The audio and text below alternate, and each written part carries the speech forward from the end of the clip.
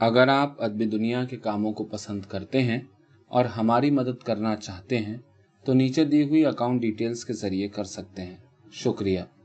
इकबाल अंसारी की कहानी चांदनी। हरामजादी, अगर ज़्यादा बकवास की तो ऐसी सज़ा दूंगा कि ज़िंदगी भर याद रखेगी। एसएचओ चौधरी युद्धवीर सिंह ने गरज कर कहा। क्या क्या सज़ा दोगे? ज़रा मैं भी तो सुनूं। चांदनी ने दोनों हाथ कमर पर रखकर बराह रास्त चौधरी युद्धवीर सिंह की आंखों में देखते हुए तेज आवाज में पूछा। 10 सिपाही भेज दूंगा रात में तेरे घर, जो सुबह तक तुझे रेप करेंगे। युद्धवीर सिंह के लहजे में सिर्फ धमकी ही नहीं थी, कुछ कर गुजरने का इरादा भी बड़ा वाज़ह था। सुन हराम के जने, चांदनी उसी तरह कमर पर हाथ रखे हुए चौधरी युद्धवीर सिंह की आंखों में देखते हुए बोली, मैं तो बुरी औरत हूं, भेज दे 10 सिपाही मेरे ऊपर, मेरा कुछ भी नहीं जाएगा। लेकिन मैंने अगर 10 गुंडे तेरे घर भेज दिए और उन्होंने अगर तेरी बीवी और तेरी 14 बरस की बहन को रात भर रेप किया तो तेरा क्या जाएगा, ये जरूर सोच लेना।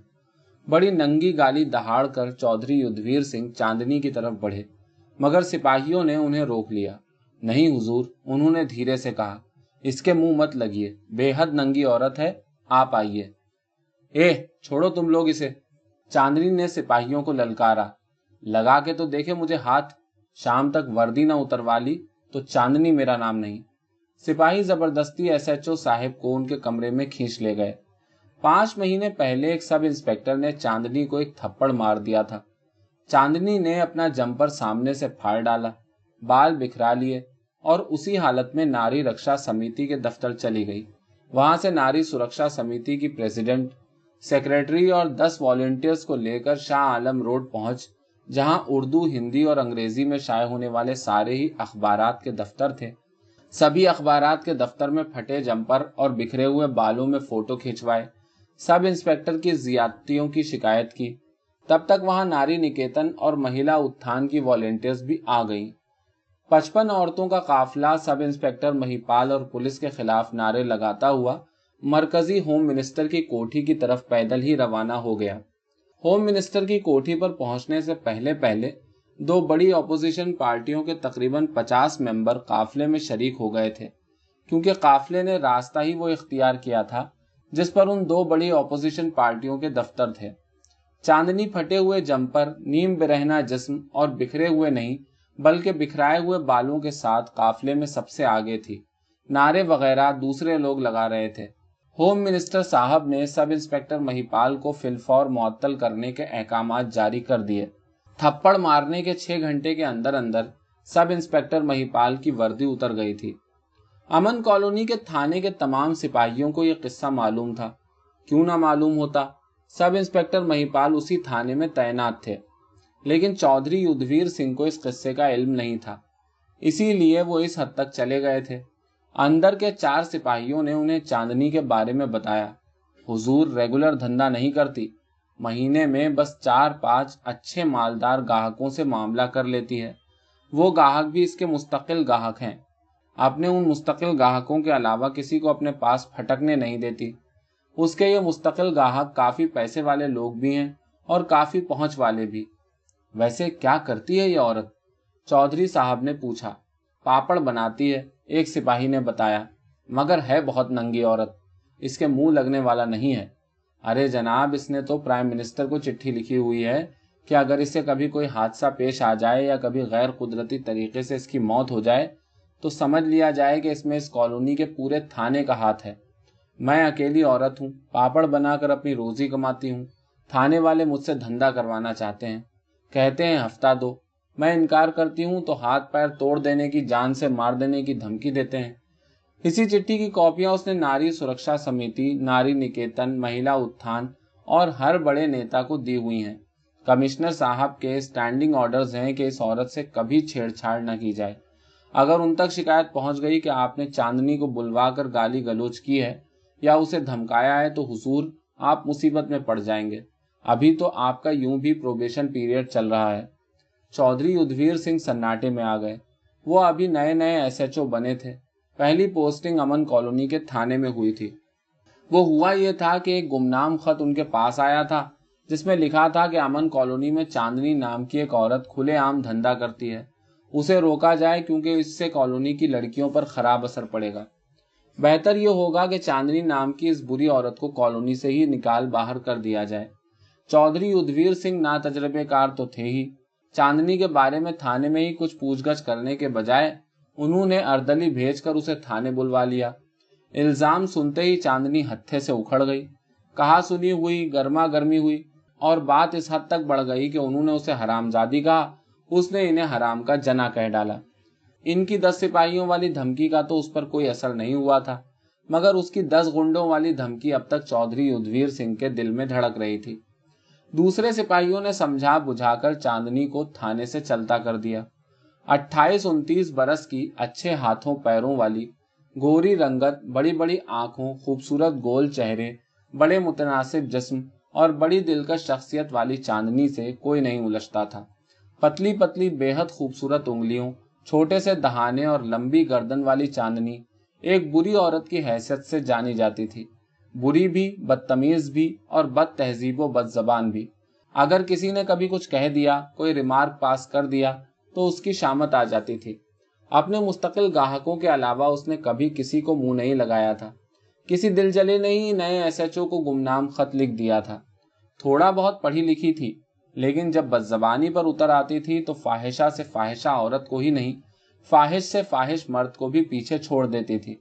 किसी ने अगर कभी बदजबानी या जबान दराजी की हिम्मत कर ली तो चांदनी का हाथ चल जाता था। सभी उससे डरते थे। कॉलोनी का कोई आदमी कभी उसके पास नहीं आता था, न अच्छे काम से न बुरे काम से। एक दिन कुछ लोगों ने कॉलोनी की मस्जिद के पेश इमाम से कहा कि चांदनी को समझाएं कि वो धंधा करना बंद कर दे। पहले तो पेश इमाम साहब राजी नहीं हुए, मगर फिर जब लोगों ने बहुत इसरार किया तो पहुंच गए चांदनी के 2 कमरों के छोटे से घर पर। चांदनी पापड़ बेल रही थी। इमाम साहब को देखते ही गड़बड़ा कर खड़ी हो गई, हाथ जोड़कर और सर को झुकाकर बोली, नमस्ते मौलवी साहब, आइए आइए, प्लीज बैठिए। उसने पलंग की तरफ इशारा किया जिस पर साफ सफेद चादर बिछी हुई थी। जीती रहो, कहकर इमाम साहब पलंग पर बैठ गए। मौलवी साहब, चांदनी बिल्कुल एक खादमा की तरह बोली, आपने काहे को तकलीफ की, मुझे बुलवा लिया होता। कोई बात नहीं, इमाम साहब बड़ी शफकत के साथ बोले, मैंने कहा मैं ही मिलाऊं अपनी इस बेटी से। बहुत बहुत शुक्रिया मौलवी साहब। चांदनी सरापा तशक्कुर नजर आने लगी। आपके आने से मेरा घर पवित्र हो गया, कहकर वो इमाम साहब के सामने फर्श पर बैठ गई। चांदनी बेटी, मैं तो चाहता हूं कि तेरी जिंदगी पवित्र हो जाए, बिल्कुल आसमान की चांदनी की तरह। इमाम साहब की आवाज में बड़ी पुरखुलूस अपनाइयत थी। चाहती तो मैं भी हूं मौलवी साहब, पर मेरे चाहने से क्या होता है। चांदनी ठंडी सांस लेकर बोली, कोशिश तो करो, अल्लाह मदद करेगा। इमाम साहब ने उसकी आंखों में देखते हुए बड़े शफीक अंदाज में कहा। नजरें झुकाकर चांदनी ने कहा, आपका अल्लाह तो जरूर मदद करेगा, मैं ही कोशिश नहीं कर पाऊंगी। कैसे कोशिश करूं, मेरी अपनी मजबूरियां हैं। 8वीं जमात तक पढ़ी हूं, कोई नौकरी दे भी तो क्या दे, और क्यों दे, मैं कर ही क्या सकूंगी। घरों में झाड़ू बर्तन करके भी अगर 1000-1200 महीना कमा लिया तो उससे भी क्या होता है। पापड़ बनाकर महीने में ज्यादा से ज्यादा 500 कमा लेती हूँ। इस मकान का किराया ही 500 रुपया महीना है। लखीमपुर में माँ है, करीब करीब अंधी है, 2 छोटी बहनें हैं, 2 छोटे भाई हैं। आदमी लोग सोचते नहीं हैं, धड़ाधड़ बच्चे पैदा करते चले जाते हैं। हम 5 बहन भाइयों को छोड़कर पिताजी मर गए, चले गए। मैं वहां यूपी के उस छोटे से शहर में रहकर क्या कर लेती, कैसे करीब करीब अंधी माँ 2 बहनों और 2 भाइयों को पालती। इसलिए यहाँ चली आई। महीने में 4-5 बार धंधा कर लेती हूँ, 8-10 हजार मिल जाते हैं। दोनों बहनें भी पढ़ रही हैं और दोनों भाई भी खूब मेहनत से पढ़ रहे हैं, बड़े होनहार हैं। हर साल चारों फर्स्ट पोजीशन लाते हैं अपनी अपनी क्लास में। चारों कुछ न कुछ बन जाएंगे, फिर मैं धंधा करना बंद कर दूंगी। अभी अगर बंद कर दूंगी तो चारों की जिंदगी बर्बाद हो जाएगी। मेरे भाई जज बनना चाहते हैं, गुंडे बदमाश बन जाएंगे, मुजरिम बन जाएंगे। मेरी बहनें जो डॉक्टर बनना चाहती हैं मरीज बन जाएंगी, धंधा करने लगेंगी। भाइयों को जज और बहनों को डॉक्टर बनाने के लिए मुझे कुछ दिन धंधा करना पड़ेगा। अल्लाह तुझे अपनी अमान में रखे बेटी। इमाम साहब ने हाथ उठाकर चांदनी को दुआ दी और अपने आंसू पोंछते हुए चले गए। थोड़ी देर बाद नीरज आ गया, गोरा बैजवी सा चेहरा, गहरी काली आंखें, छोटे गोल गोल बाल, खूब घने अबरू, 6 फुट के आसपास कद, तगड़ा तंदुरुस्त जिस्म, 24-25 बरस की उम्र, काफी मुतासिर कुन शख्सियत थी। जिस्म पर सफेद पतलून और सफेद कमीज। उसे देखते ही चांदनी की त्यूरियां चढ़ गई। तू फिर आ गया? चांदनी का लहजा बड़ा खराब था। हाँ आ गया, नीरज मुस्कुराकर बोला। और एक बात बताऊं, मैं आता ही रहूंगा।